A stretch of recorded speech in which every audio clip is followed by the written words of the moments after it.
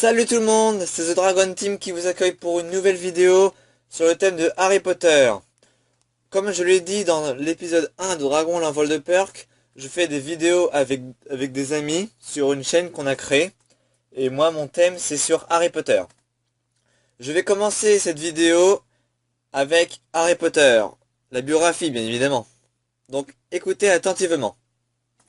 Harry James Potter est né le 31 juillet 1980. Il est le fils unique de James Potter et Lily Evans. Il est aussi le seul être humain connu pour avoir survécu au sortilège de la mort, jeté par Voldemort. De cette tentative de meurtre est restée gravée sur son front une cicatrice en forme d'éclair. Harry vit à Godric Hollow avec ses parents. Ils se cachent, sachant qu'ils sont traqués par Voldemort. Leur maison est placée sous la protection d'un sortilège de Fidelitas, Sirius Black étant leur gardien du secret. Ce dernier propose plus tard de changer de gardien du secret et de choisir Peter Pettigrew à la place, croyant qu'il serait moins soupçonné par l'ordre de Voldemort du fait de sa faiblesse et de son manque de talent magique. Mais Queudver, qui est déjà au service de Voldemort, trahit les Potter, et Voldemort se rend à Godric Hollow le 31 octobre 1981. Il assassine d'abord le père de Harry, puis demande à sa mère qui protège Harry de se pousser pour qu'il puisse le tuer. Elle refuse. Voldemort la tue. Bien évidemment, avec l'Avada Kedavra. Et pointe sa baguette sur Harry. Lorsqu'il lance un sortilège de la mort, la protection de Lily opère. Le sort ricoche, laissant à Harry une cicatrice, et retourne à l'envoyeur. Voldemort ne meurt pas, protégé par ses Horcruxes, mais un morceau de son âme se détache et trouve refuge dans la seule personne vivante, Harry.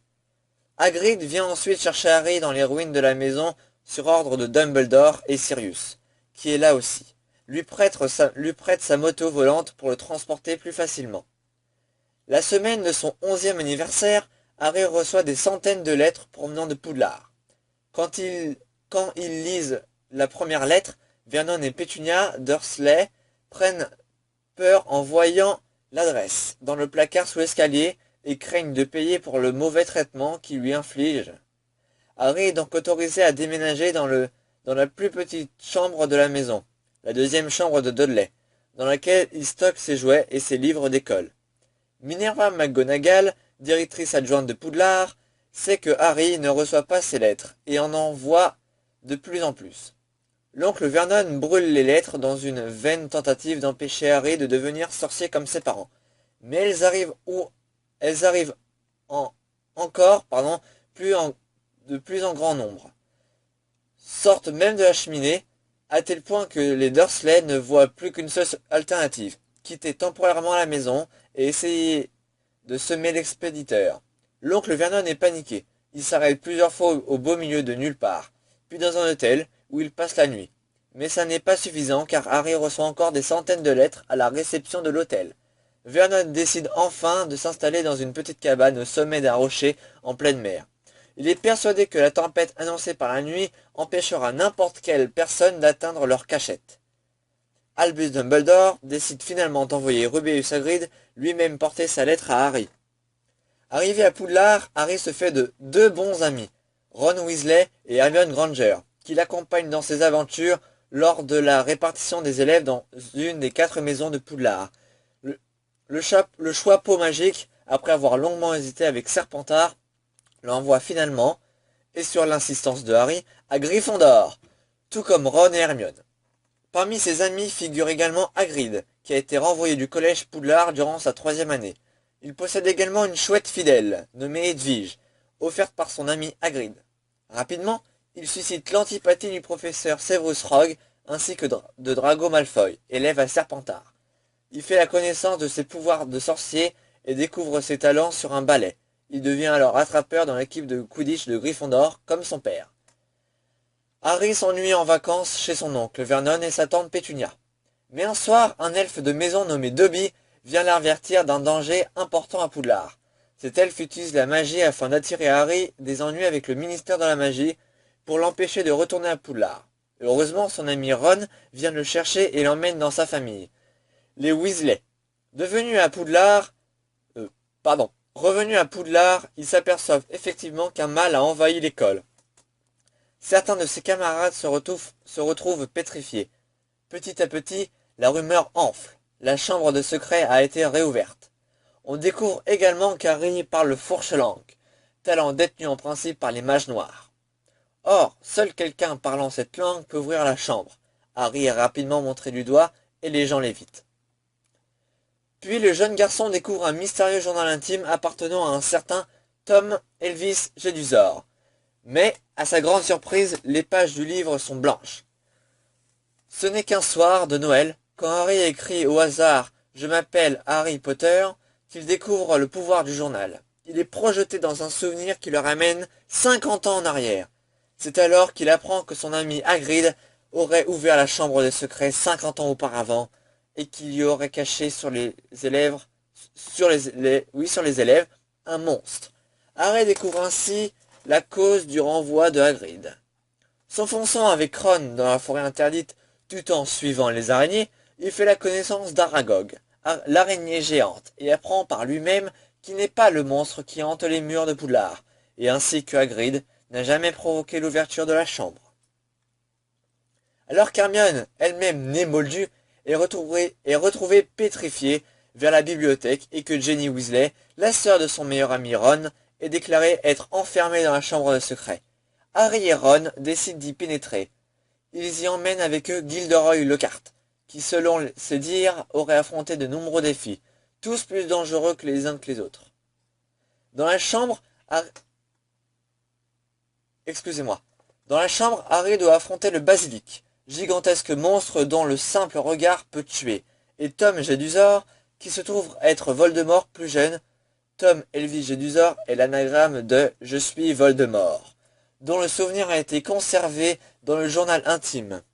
Harry parvient à vaincre le basilic avec l'épée de Gryffondor et à détruire le journal intime avec un crochet du basilic. Il réussit à sauver Ginny et affranchit l'elfe de maison de Dobby. Sirius Black, l'homme qui aurait livré les parents de Harry à Voldemort, est tué. Et tué Peter Pettigrew s'évade d'Azkaban.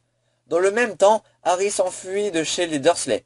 À Poudlard, l'année est ponctuée par des attaques de Sirius Black à l'intérieur même de l'école, pourtant protégé par des détraqueurs. Harry apprend au fil du temps que Black est son parrain, et qu'il était le meilleur ami de son père, et l'ami de son professeur de défense contre les forces du mal, le loup-garou Rémus Lupin. Cette année à Poudlard est marquée par le retour du tournoi des Trois Sorciers. Bien évidemment, c'est la 4e année. Ancien tournoi qui opposait régulièrement les apprentis sorciers de diverses écoles de sorcellerie les plus prestigieuses d'Europe. Ce tournoi est assez périlleux, ce qui l'a conduit à être ajourné. Toutefois, cette année, il renaît, avec une nouvelle règle. Il est réservé aux étudiants majeurs, soit de plus de 17 ans. En plus des 3 champions habituels, la Coupe de Feu choisit un 4e champion, Harry lui-même. Celui-ci, bien qu'il jure n'avoir jamais mis son nom dans la coupe, est contraint d'affronter les 3 grandes épreuves. La première tâche, qui est de subtiliser un œuf d'or à un dragon. La deuxième tâche, qui est de nager sous l'eau pendant 1 heure pour récupérer un trésor qui lui est cher, en l'occurrence son ami Ron. Et la troisième tâche, qui est de s'emparer du trophée caché dans le labyrinthe, rempli de créatures dangereuses. La vie devient de plus en plus compliquée à Poudlard. Le ministre de la magie Cornelius Fudge nomme Delors et Sombrage professeur de défense contre les forces du mal, puis grande inquisitrice de Poudlard. Cette dernière, cruelle et bornée, se limite à un enseignement purement théorique de sa matière et refuse de laisser ses élèves pratiquer des sortilèges. Hermione a alors une idée, demander à Harry d'enseigner à la place d'Ombrage. D'abord, réticent, Harry devient de manière totalement officieuse professeur de défense contre les forces du mal dans la salle sur demande. Le groupe de volontaires à qui Harry fait classe se donne le nom d'Armée de Dumbledore, plus simplement AD.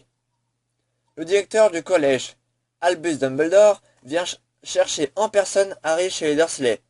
Il veut essayer de forcer Horace Slughorn à reprendre sa place. Celui-ci avait été professeur au temps des maraudeurs et de James et Lily, les parents de Harry. Ça, c'est la 6e année. Il replacera donc Severus Rogue, qui prendra la place de professeur de défense contre les forces du mal. Harry récupère le livre de potions de 6e année du prince de Sang-Mêlé et devient un as en potions. Pendant cette année, Drago Malfoy perd de l'assurance et un jour, Harry le retrouve en pleurs dans les toilettes des filles. Pas encore remis de la mort de son parrain, Harry trouve un léger réconfort du côté de Remus Lupin, un ami d'enfance de Sirius, James et Lily. Harry se retrouve livré à lui-même depuis la mort d'Albus Dumbledore. Heureusement, il reste accompagné de ses amis Ron et Hermione. Harry est donc seul au Cap Private Drive, jusqu'au jour de ses 17 ans, date à laquelle le charme qui le protégeait sera rompu. La famille Dursley, après que Dudley a été extrêmement étrange, est mise en sécurité par des membres de l'Ordre du Phénix, et Harry est pris en charge par des membres de l'Ordre ainsi qu'une partie de la famille Weasley. Le groupe décide de se séparer pour qu'il se retrouve au terrier, excusez-moi.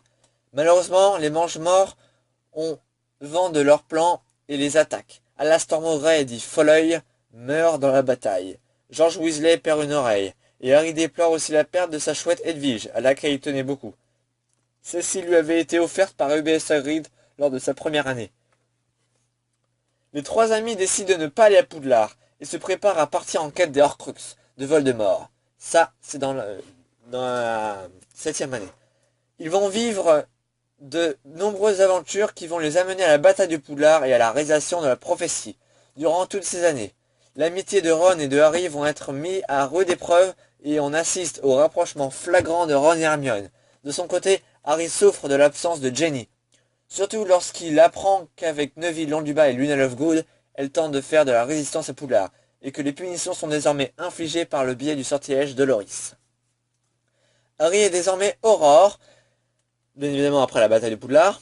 Il a intégré le bureau des Aurores à l'âge de 17 ans, et en est devenu directeur en 2007. Il profite de l'occasion pour modifier en profondeur le fonctionnement de cette institution.